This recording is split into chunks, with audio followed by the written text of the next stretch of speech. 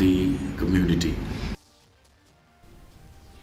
Superintendent of Police ka East KHASI Hills Uwei Ravi hinin gasngi ulaya tho baki bor Pulit kila Ïakhun Pyrshah Halor ka Jingai Jamin da ka District Council Court ya Uwei Khynnah ubadang hapo kat prastem karta Halor ka jingkeno don kti ha ka kambat bor ya ka Uwei ka kinthai ha ka nong ba haba penpau hakilat pathai kubor Ravi ulaya tho banakaliang ka District Council Court kala pelat ya ka hukum ban ai Jamin yau teu Khynnah ubolong Uwei na pedang ki sangut ki bala syak keno don kti hakatei ka kam hagabaya day baka jing syak penyap ki laingut ha isyamati bat mauro Ravi ula ong baki Pulit kidang pelong ka jing toket badru ban pengat ya ki bedon kti hakatei ka kam.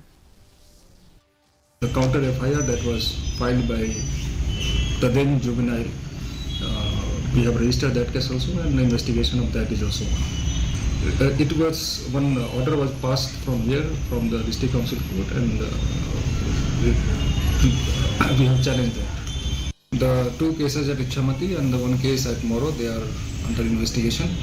and we are making all efforts to expedite the investigation and to ensure that the charge sheet in all these three cases is filed within the time frame. Kajingwan uslap kalalo